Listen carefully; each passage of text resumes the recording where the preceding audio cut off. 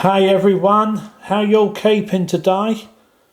Peter here, also known as AP, and this is the final Lego set to be covered of this month of July 2025. And although we took a breather from boats since I did the last ones back in June, and basically this one is 4002, and I want to mention a few things about why it's not a good idea to keep your Lego sets in bright sunlight for long periods of time. Now, as you can probably tell here, I've replaced quite a few parts on this boat, such as this hatch down here and the 2x12. I think it's actually, to correct myself, it's a 2x10, not 2x12 tile piece on the back, because this is the replacement and it looks a heck of a lot better. Now, looking on the back here, you can see where the sun damage has occurred on this original aerial. I have replaced one with a better replacement. This one's actually white now, rather than this rather disgusting looking creamy colour. But you can see there, I would say whoever had this one before me has probably had this in the sunlight on a windowsill or something. Not a good idea without giving it a UV protective coating or something. And I've had to replace the grills on here because the originals that were blue on this one, they were absolutely disgusting, and I'm going to show you the damage in a moment. But when we move on to the time-lapse build of this will all be dismantled off camera, and then we're going to put it back together because it needs some love, and I'm going to give this what I would say a light overhaul. Now, I know some of you folks use hydrogen peroxide to get rid of the discolouring, but I'm not sure about how it will affect the stickers on the sides, because I've noticed something with these 1996 boats, as you may have seen in the one where I overhauled the stickers on the Coast Guard one, that's 4022, which that one will come up in October anyway. Now I've got it all more or less 100%, so I'm happy with that one and I can proceed. This one, however, has the stickers in the right place on both sides. It's been built really well. It's just the downside, it's got severe sun damage on the plastic. As you can see there, that's supposed to be white, but that's more like a magnolia yellowish colour. It's gone more like a magnolia colour if you think about it, or probably a creamy magnolia or something like that. But anyway, that's not the worst offender. Now just check, these are the parts I changed. See that hatch, that was on there. This was one of the original grills that was left on the front. I'll swap these out for the black ones. And this was the original tail fin. And it looks absolutely disgusting. So I'm actually thankful that I managed to get some spare parts in a job lot that I was able to change the majority of the bits over just to make it look a bit better. And there's also some discrepancies here. Like this guy, this visor should be in a black or a smoky grey visor, and he's supposed to have a life jacket on, but that's not a big deal. I do have a spare one kicking around in my Lego parts, so that will all be put together once we start with the rebuild. Anyway, we're going to build this in a time lapse, and this will be a nice way of bringing our range of July videos to a close, including a couple of 2025 releases that we've done this month of July, which I got round to finally after covering all those gorgeous retro sets. So anyway, let's commence on with the time-lapse build then, shall we? So the next part, click of the fingers. Once I stop the video, I like to put a bit of sense of humour into my uploads and that, you know me. I'm always positive and that's the way I like it on this channel, family friendly and all that. So basically the time lapse starts now.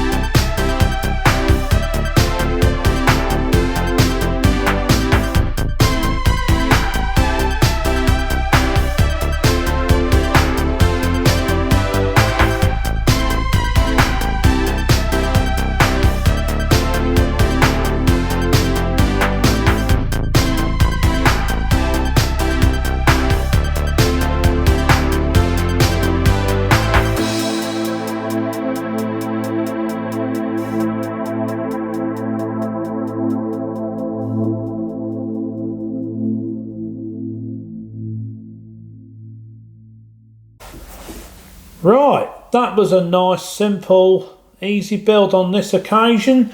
And the only boat to come of this month of July. I absolutely love boats, as you can probably tell from all my past uploads and even a couple of hints of upcoming uploads as well. And I will be covering all 3 boats from 1996. So the next one that will follow after this, it won't be in the next upload, but obviously I'll do them in order. So I will be covering the police boat from 1996, that will be the 4012, and I do have plans to also cover the Coast Guard, but apart from that I have a couple of themes coming up as well.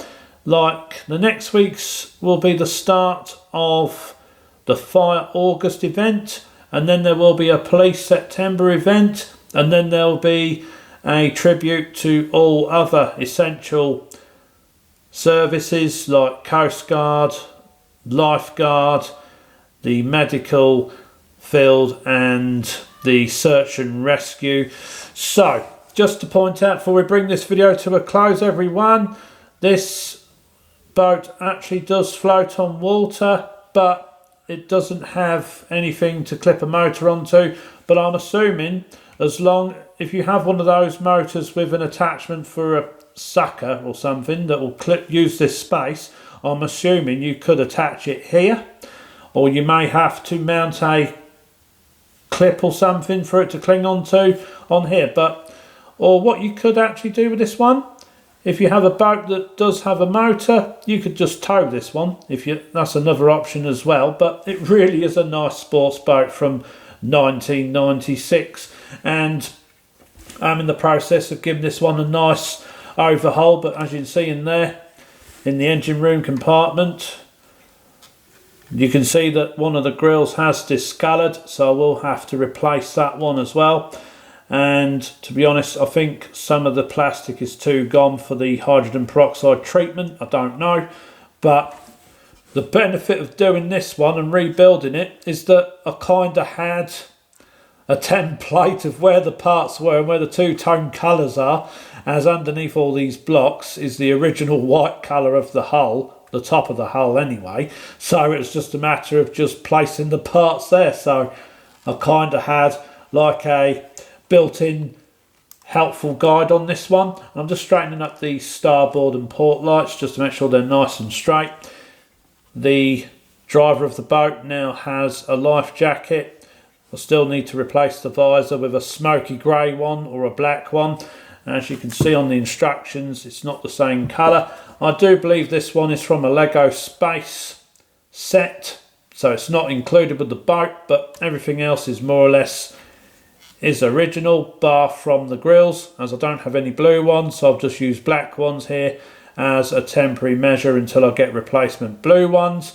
And the same thing will be for the engine room, so I just need 3 grills and this boat will suffice. It's not perfect, but I don't mind a little bit of discoloration of the plastic because it just shows its maturity, and it is kind of a vintage set.